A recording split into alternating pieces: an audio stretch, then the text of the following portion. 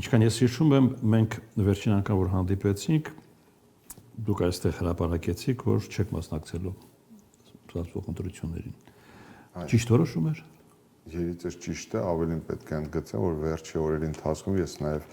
իմ մերձավոր շրջապատից, նաև քաղաքական միջավայրի որոշ սեգմենտներից ստանում եմ շնորհավորանքներ, որ չենք մասնակցել, թեև դրա մեջ ինչ որ առումով որոշակի հումոր կա կամ կատակ կա, բայց ի վերջո մեր չմասնակցելու որոշումը դա իրատեսական վերլուծության հետևանք էր, արդյունք էր, մենք մոտավորապես պատկերացնում ենք, թե ինչ արդյունք է գրանցվելու, ուժերի ինչ դեսավորվածություն է լինելու։ Մասնակցեցին ցածր արդյունք գրանցեցին, դա նկատի։ Այո, մեր նման մեր Ինչու էր այդպես, ինչն էր դրա։ Որտեղ վերջի 5 տարվա ընթացքում քաղաքական միջավայրում ոչ մի առողջացման հատիկ չէր եղել, ուժերի հաշվեկշիռը մնացել էր նույնը, նույն խոսույթներ, նույն դերակատարներն էին, նույն օրակարգներ, այսինքն ֆունդամենտալ առումով, ռազմավարական առումով Հայաստանի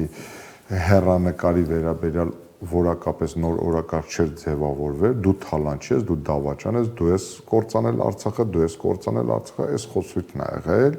եւ ընդհանրապես մի սեգմենտ առաջացավ մի վերջի շրջանում Հայաստանի ինքնիշխանության եւ ռուսական վասալության հեռանկարի վերաբերյալ այդ խոսույթը առաջացավ եւ եթե ես սրա մասին պատկերավոր ասած ասել եմ եւ եթե մենք վերանանք այս փոքր կուսակցություններս վերանան, թողենք միայն իշխանությունը այն հավակնորդ ընդդիմությունը կամ այն գործող ընդդիմությունը, որը նոր դեմքով է հայտնվել խորհրդարանում, մենք ինչի հետ գործ ունենք։ Մենք ուրեմն ըստ իրենց, եթե մենք լսենք իրենց, մենք գործ ունենք ռուսական ընդդիմության եւ թուրքական իշխանության հետ։ Այսինքն խորհրդարանական ընդդիմությունը կամ Քոչարյանը, Ծառուկյանը եւ Սամվել Կարապետյանը գործող իշխանությանը մեղադրում են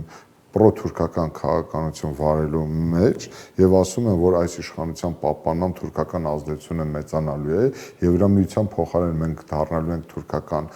աշխարհի մի մաստիկը կամ դրա ազդեցության գոտում ենք հայտնվելու, գործող իշխանությունը այդ նույն ուժերին մեղադրում է Կրեմլի վասալը, Կրեմլի ճորտը, Կրեմլի ագենտուրան լինելու միջև իրականում հայկական օրակարգ գոյություն չունի։ Այս քաղաքական միջավայրում խոսել ռացիոնալ քաղաքական բովանդակությունից, վիճակից, որակից, պարոն Մնացականյան, ես ուղղակի մենք կանխատեսելով այդ ամենը, նաև նախորդ 5 տարիների մեր նկատմամբ դրսևորված վարքագիծը, հանրության ընկալումները, հանրության տրամադրվածությունը, սև ու սպիտակի թույլ չտվեց եւ կարծում եմ ինչու է տարբերվում այս ազգային ժողովը նախորդից։ Ինչու է տարբերվում։ Ասեք։ Հայաստան խմբակցությունը ընդհանրապես որոշակի առումով նվազեցել է իր թվականակը, նախորդ խորհրդարանական ընտրություններին Հայաստան դաշինքին տված ձայների մի մասը այս ընթացքում գնացել է ուժեղ Հայաստան կուսակցությանը, իրենք ըստ էության, եթե պատկերավոր գնահատենք, այս ռուսամետ ուղղվածություն ունեցող ձայները Հայաստանում այս անգամ բաշխվել են այս 3 ուժերի միջև։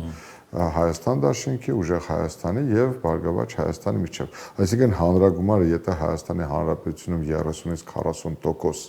քվեներ կան, որոնք պատրաստ են այս տոնայնության պայմաններում ձայն տալ նման Ռուսաստանի հանդեպ լոյալ վերաբերմունք դրսևորող քաղաքական ուժերին, քվեարկել են այս 3 քաղաքական ուժերի միջև։ Պատիվ ունեմը դուրս է եկել նոր բրենդավորմամբ պարլամենտ է մտել ուժեղ Հայաստան կուսակցությունը, որի առաջնորդը իհարկե բավականին խարիզմատիկ անձնավորություն է բիզնես ոլորտում, բայց նա նորելուկ է քաղաքական դաշտում, կտեսնենք թե ինչպիսի քաղաքական հետագիծ կդրսևորի, բայց խորքային առումով նոր բան չի առաջարկվել Հայաստանին։ Լավ, ընդդիմության դժգոհությունը այս ընտրություններից օբյեկտիվ է։ Գիտեք ինչ, օբյեկտիվ դժգոհություններ կան։ Բայց նաև տեսեք, իշխանության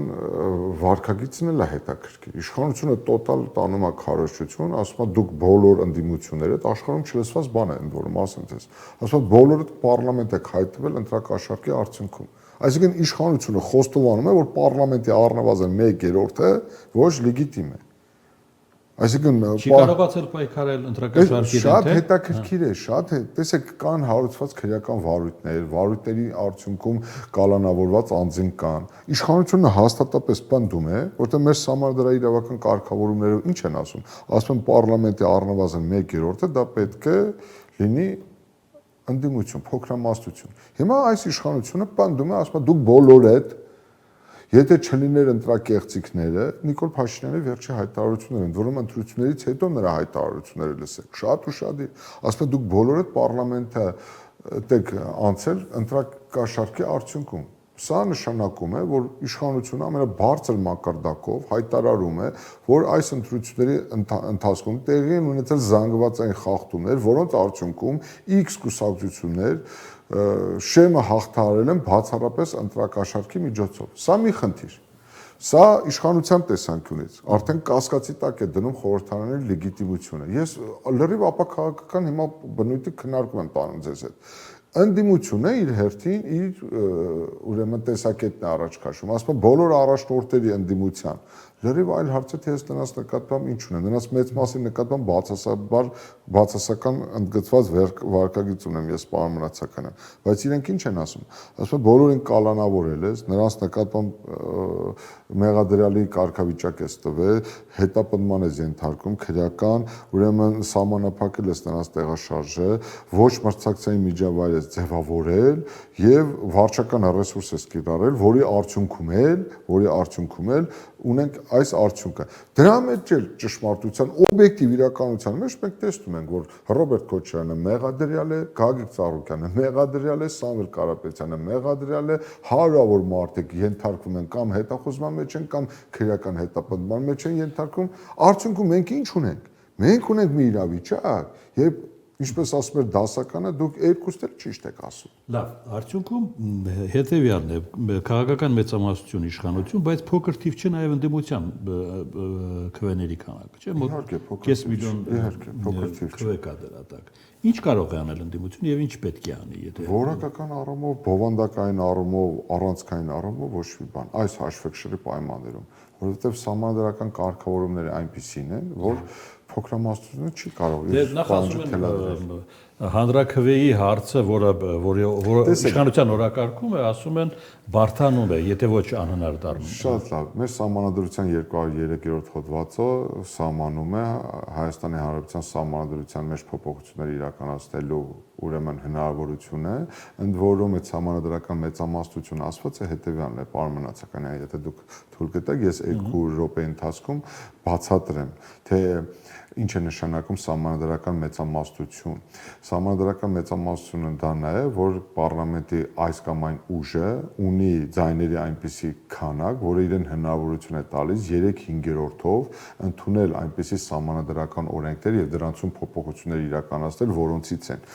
կուսակցությունների մասին սահմանադրական օրենքը, ազգային ժողովի կանոնակարգ սահմանադրական օրենքը, սահմանադրական դատարանի մասին սահմանադրական օրենքը, ընտրական օրենսգիր սահմանադրական օրենքը, մարդու իրավունքների պաշտպանի մասին սահմանադրական օրենքը եւ այդ օրենքները կուսակցությունների մասին սահմանադրական օրենքը, այդ օրենքներում փոփոխություններ եւ լրացումներ կատարելու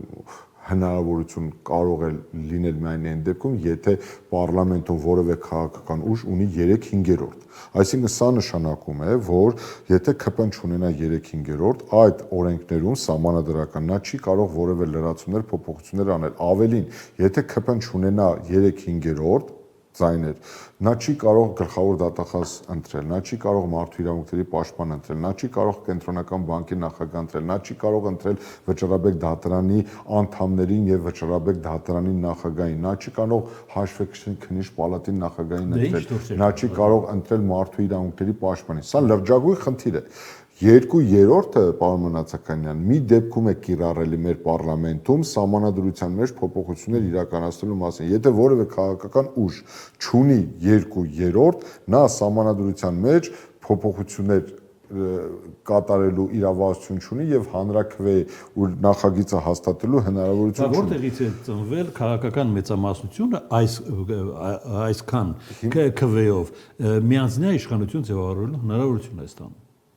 Տեսեք, հիմա պատասխանեմ ձեր հարցին։ Հիմա տեսեք, մեր պարլամենտը այս հրապարակված ընտրությունների արդյունքների համատեքստում 105 հոգուց է բաղկացած լինելու։ 101 Ոչ, 101-ը նվազագույնն է սահմանադրությամբ, բայց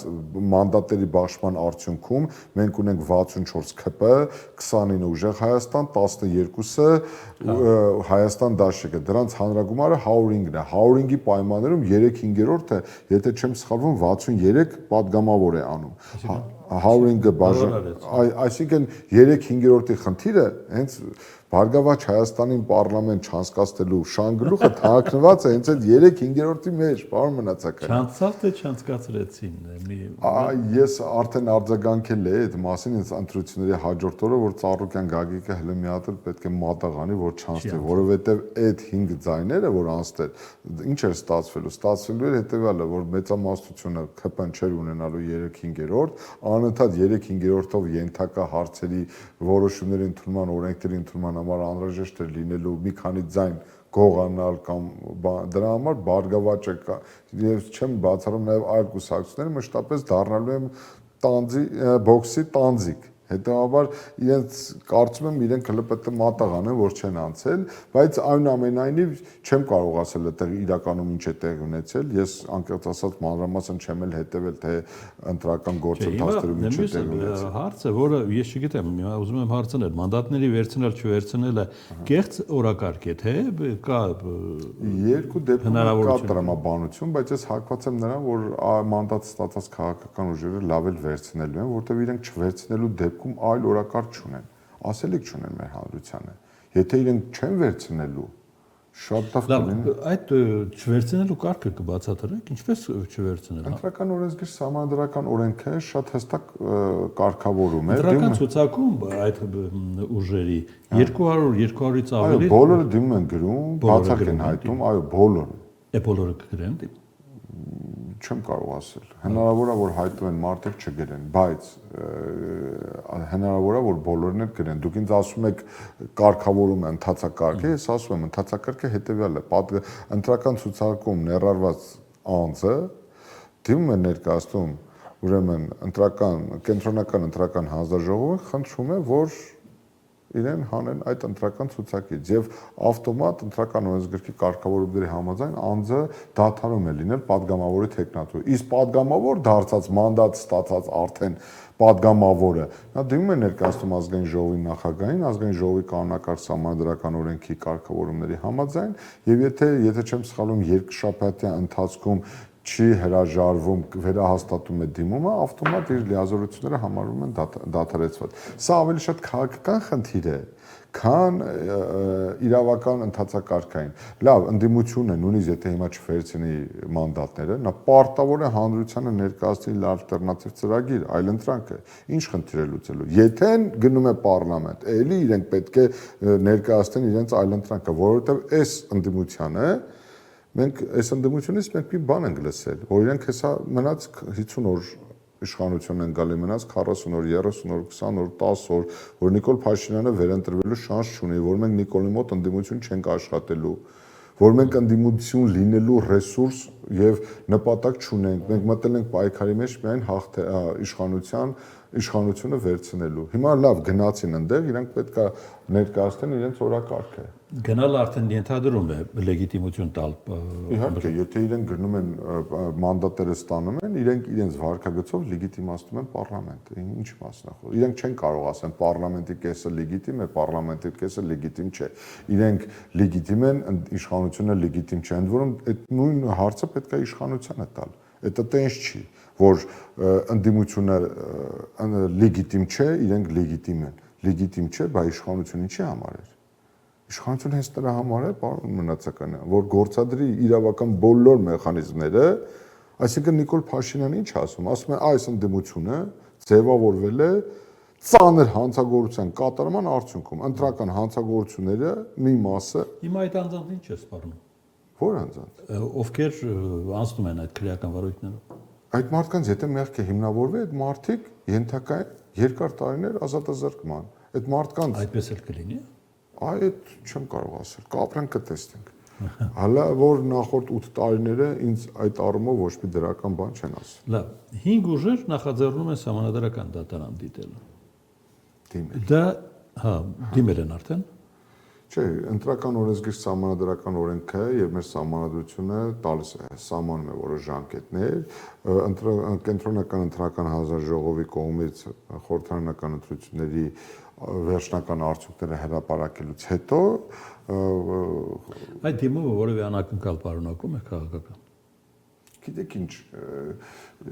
անակնկալ չի կարող ասել, հնարավոր է որ ձևակերպումները որոշակի հետաքրքրություն կարող են առաջացնել, այլ հարց է թե իրենց կողմից գեներացվող նյութաիրավական պահանջը որն է լինելու, իրենք սահմանադրական դատարանից ինչ են պահանջելու, հայցի առարկան որն է լինելու, դիմումի առարկան, անվավեր ճանաչել ընտրությունների արդյունքները, անվավեր ճանաչել որոշ տեղամասերում ընտրությունների արդյունքները եւ պատճառաբանությունը հիմնավորումները, ընտրությունները եղել են ոչ մրցակցային, ոչ արդար, ոչ թափանցիկ, ոչ ազատ, ինչով են ուղեկցվել, դրանք հիմնավորող ապացույցները, որովհետև շատ կարևոր է ապացուցման բեռը կրում է այն սուբյեկտը, որը ներկայացել է այդ դիմումը։ Հիմա դիմող կողմը ես շատ ուրախ կլինեմ եւ շատ ուշադիր պատրաստ եմ ընթերցել այդ հայցադիմումը, թե ընդ որում իրենք իրենց նյութաիրավական պահանջը ինչպես են հիմնավորում, որ խախտումներն են ըստ իրենց, որ խախտումներ եղել են, պարոն Մնացականյան, դա աներկբա է, աշխարհում դուք չեք գտնի մի երկիր, որի ընտրական գործընթացում, այսինքն հնարավոր չլինի ընտրական շատ այդտեղ կարևոր է, որ դիմող կողմը հասնի նրան, փորձի հիմնավորել, որ այդ խախտումները ազդել են ընտրությունների վերջնական ելքի վրա։ Օրինակ իմ համար շատ կարևոր է, ես էլ եմ ուզում ստանալ այդ հարցի պատասխանը, թե ինչ է տեղի ունեցել վերջին 5 տարվա ընթացքում, որ մեր երկրի 730,000 անձ քվեարկել են Նիկոլ Փաշինյանի օգտին։ Ինչի համար։ Ես ուզում եմ ստանալ այդ հարցի պատասխանը։ Կասկածում եք, որ 730,000 մարդ։ Լսեք, թողեք ես կասկածում եմ կամ չեմ կասկածում, որովհետև բայց ես ուզում եմ հասկանալ պատճառը։ Քվեարկելը պատճառ։ Հա։ Այդ կարևոր հանգամանք է, բայց դա շատ քվեարկողի ներսում է այդ շատ լավ։ Չէ, ես ունեմ իմ պատկերացումների պատճառները, որովհետև կյանքը ապացուցեց, պարոն Մնացականյան, ես դեռևս 2021 թվականին եմ ասել եւ հիմա վերաստատում եմ ձեր կողմից ընձեռված հնարավորությունը օգտագործելով։ Կյանքը ապացուցեց, որ հանցագործը չի կարող ընդդիմություն լինել, օլիգարխը չի կարող ընդդիմություն լինել,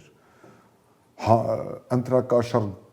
բաժանածը չի կարող քաղաքական կուսակցությունը առաջնորդել ու խոսել ազնվությունից, արդարությունից։ Այստեղ պետք է փնտրել մեր իրավիճակը։ Արդեն ավարտում ենք։ Դուք տեղյակ եք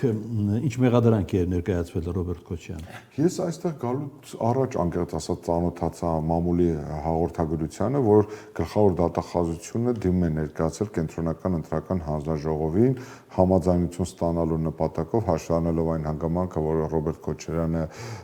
դա կենտրոնական ընտրական հանձնաժողովը, թե պետք է դատախազը մտնի ազգային ժողով անձեռնմխելությունից նախ։ Ոչ, Ռոբերտ Քոչարյանը դեռևս ազգային ժողովի падգամավոր չէ, ազգային ժողովի падգամավորի մանդատ չի ստացել, նա դեռևս падգամավորի տեխնացու է։ Բայց տեխնացուն էլ է անձեռնմխելություն։ Այո, դրա համար էլ, քանի որ դեռևս կենտրոնական ընտրական հանձնաժողովի կողմից մանդատները չեն բաշխվել եւ Ռոբերտ Քոչարյանը դիմում չի